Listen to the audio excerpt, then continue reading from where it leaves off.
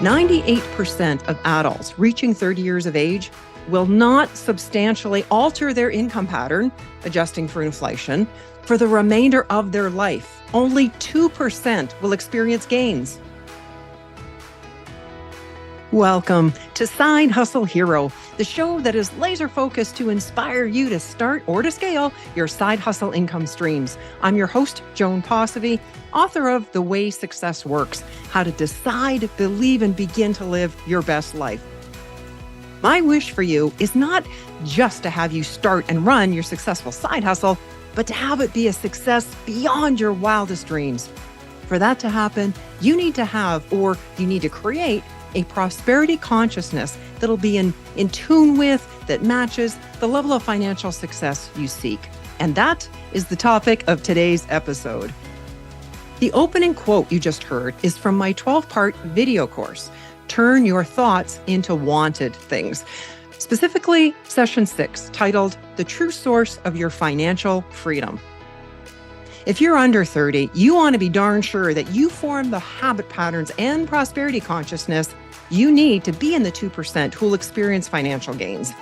And if you're over 30, good news. You can alter your conditioning to be in the 2%, but you will need to have an open mind to new ideas and be willing to challenge some of your beliefs. As you listen to this episode, keep your side hustle goal in mind. Now, here is more from that session, the true source of your financial freedom. If you truly want to have the money to live the lifestyle you choose, you're going to love this session and you'll want to revisit it often.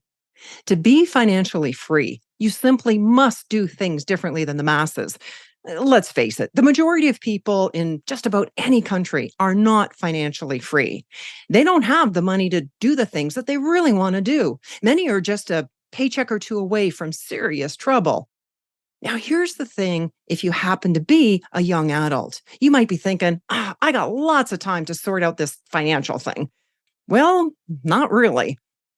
Let me share this with you from the newspaper, USA Today. And by the way, if you're older than young adults, this is an indication of why you might not have been getting the financial results that you've been looking for.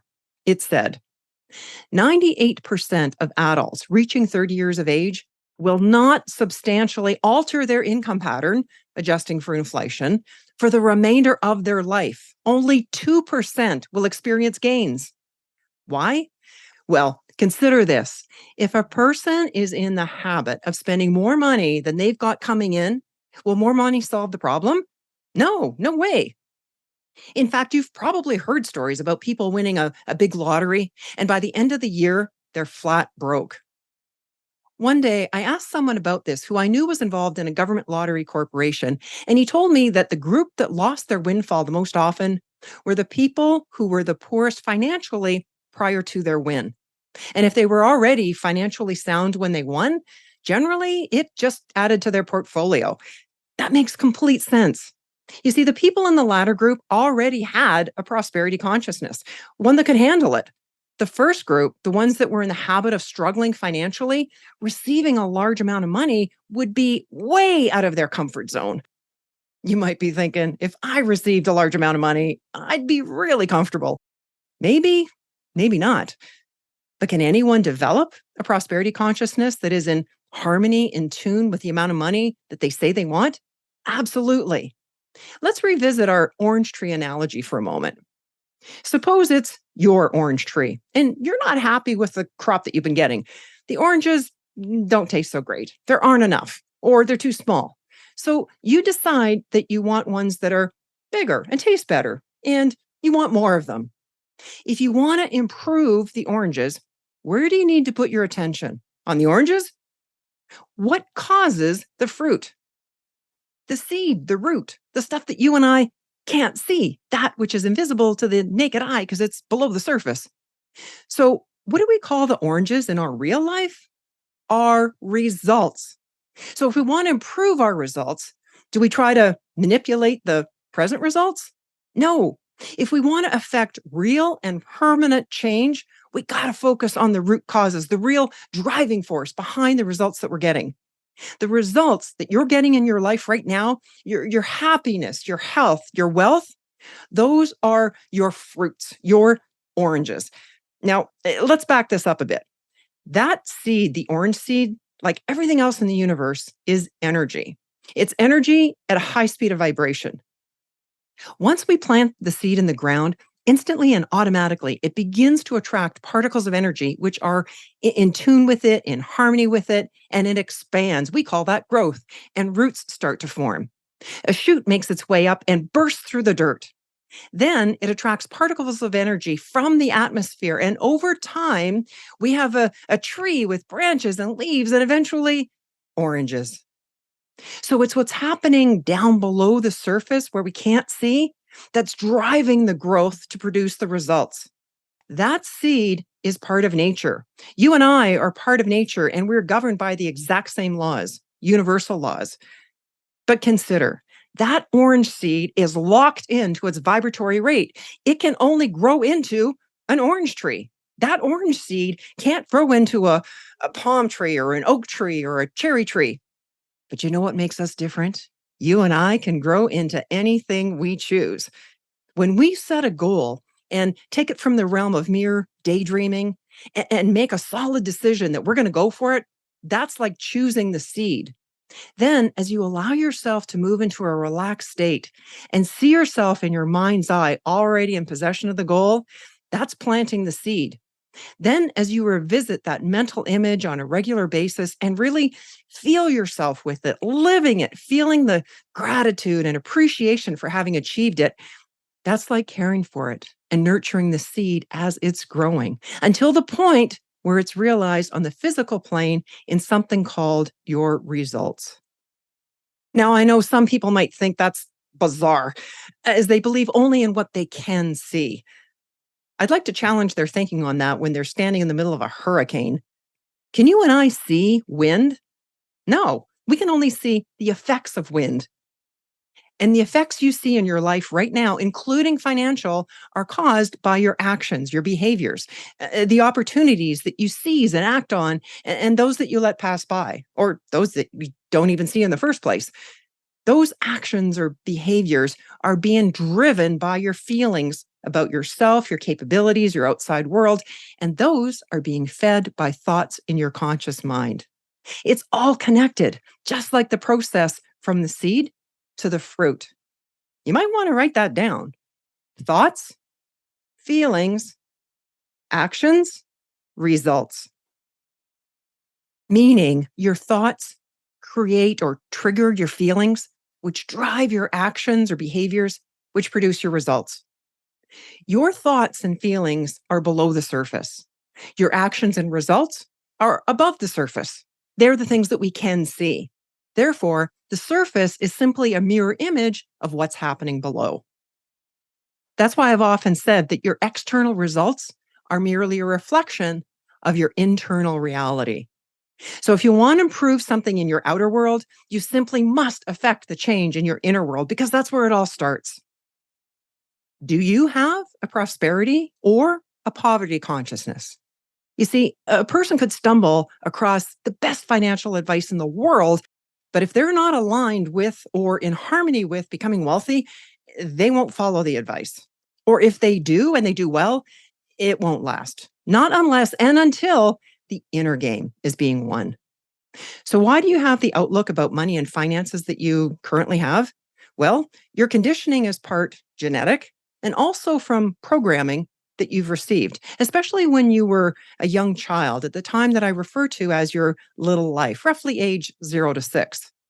Now, as an adult, I can share an idea with you, and you might say, yeah, okay, I get that. I agree with that. Or you could say, no, I don't think so. As an adult, you have the ability now on a conscious level to accept or reject an idea. However, as an infant, the faculties of your conscious mind were not yet fully developed. That filtering mechanism wasn't yet fully established. So you and I, in our little life, were an open channel to the influences around us, good, bad, constructive, or destructive. We were given ideas about ourselves and our outside world. So, who are some of the primary sources of this programming?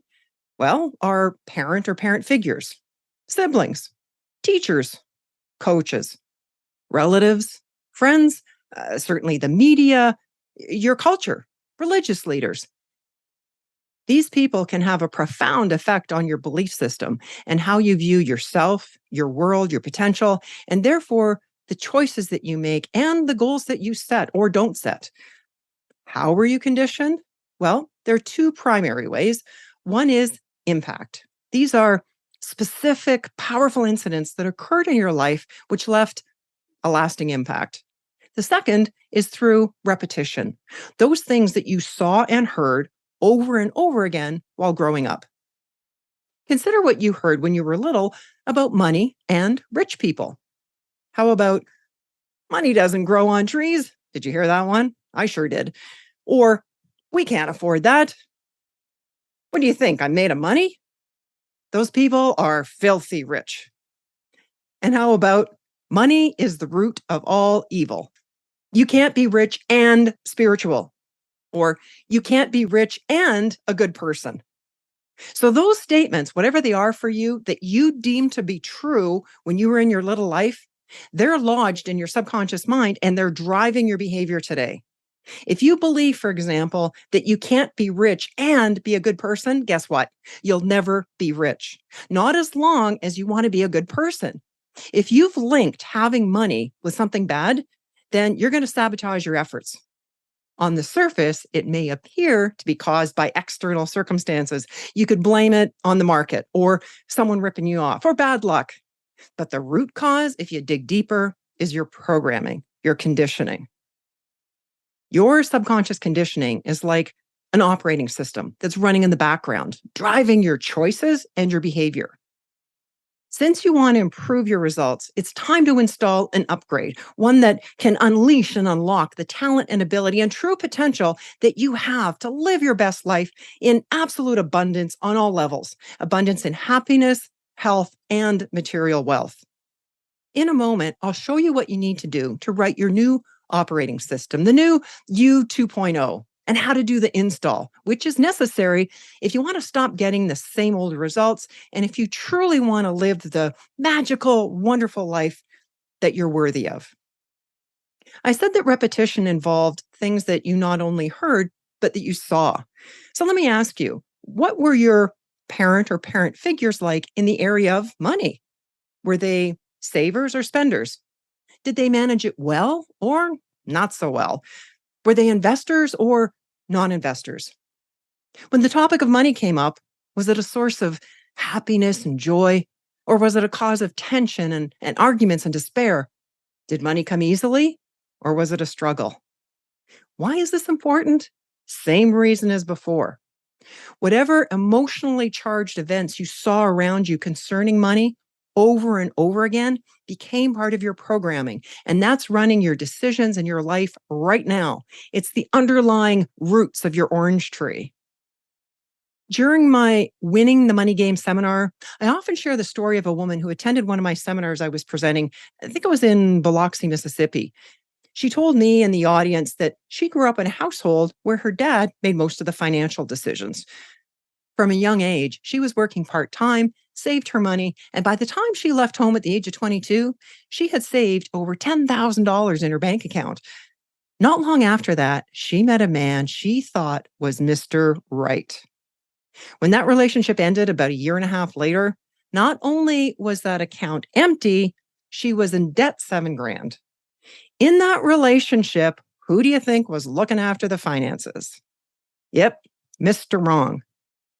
Because that was the environment that she was raised in. She was all too willing to allow the man in the relationship to take on that role. Sadly, it took two more similar occurrences with two more guys for her to realize that blaming them for her financial loss was not the solution. Once this woman came to the realization that she needed to step up and take responsibility for the money situation herself, she was well on her way to regaining her financial freedom. How did I say we change our belief? By reevaluating it, and by her reevaluating her situation, her belief about her situation changed. Now, here's how to take a look at your existing financial operating system and then how to create the new 2.0 and do the install. Let's start with the $1 million question you want to seriously consider. What negative beliefs do you have about money and rich people? In an earlier session on your power tools, I asked you to pay close attention, conscious attention to your self talk as a way to get in touch with the beliefs that you have about yourself. Now, I want you to do the same with an ear to your thoughts about your wealth. Where are you tripping yourself up? What are you telling yourself about your ability to become financially free? Do you have an underlying belief that it's hard, that it would create too many problems, or that you're not capable? Identify them and then write a freedom statement for each one that would be the polar opposite. So if you hear yourself saying something like, I'm terrible at handling money, write out, I am an excellent money manager. If you believe that being rich and a good person is not possible, you want to write, I see myself as rich and being a good human. And really, it's been my experience that more money doesn't make a person a bad person. It simply amplifies who they already are. So if they were a jerk before, more money doesn't seem to solve the problem. And if they were generous and big-hearted before, increased amounts of money gives them the ability to express that even more. Now, remember, identifying the limiting beliefs and then writing out a freedom statement is just steps 1 and 2. These are conscious exercises and of themselves won't have any effect as far as change. To do that, you need spaced, timed repetition where you allow yourself to move into a relaxed state and see yourself in your mind's eye being that great money manager and being rich and a good person, just like nurturing that orange seed. You need to nurture it and give it energy. Think of how long those old beliefs have been your traveling companion. So be patient with yourself. And be sure to check out the Money Beliefs questionnaire contained in this program. It lists a number of commonly held negative concepts around money. That'll help you weed out maybe some more negative money issues that you might be dragging around, and they are a drag on your financial success.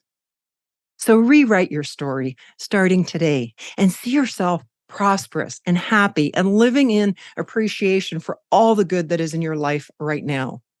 And remember, when you're doing your visualization, see yourself in your mind's eye living these new beliefs. That's the vibration that you want to be in and transmitting to the world. You wrote out the goal that you're working towards for this program. When you did that, at that moment, you had it mentally. And then through repetition, as you see yourself in your mind's eye already in possession of it and living it, you have it emotionally. Then, as you keep nurturing that idea and taking more action on it, it'll only be a matter of time until you see it manifest in the physical. Because remember, it's all hooked up. Your thoughts, your feelings, your actions, your results. You can have, do, be, all those things that you truly desire. And the more you study this material, the more you'll believe it. And as William James, the famous psychologist, wrote, your belief will help create the fact. Please remember, your external results are a mirror image of your internal reality. If you want to experience more success in your side hustle, set yourself up for prosperity by planting that seed of what you do want and see yourself in your mind's eye already in possession of it and living it. Just like the orange seed, you'll want to nurture it, feel gratitude for it like it's already been received, and it'll only be a matter of time before you'll experience it on the physical. Well, that's a wrap for today. You'll find a link to the video program, Turn Your Thoughts into Wanted Things, in the show notes on my website, joanposivy.com. And I'd love to hear your feedback on the show, how this is helping you, what areas could we do better? Shoot me an email message to hello@joanposivy.com or by DM on Instagram @joanposivy. Thanks for listening and hustle on.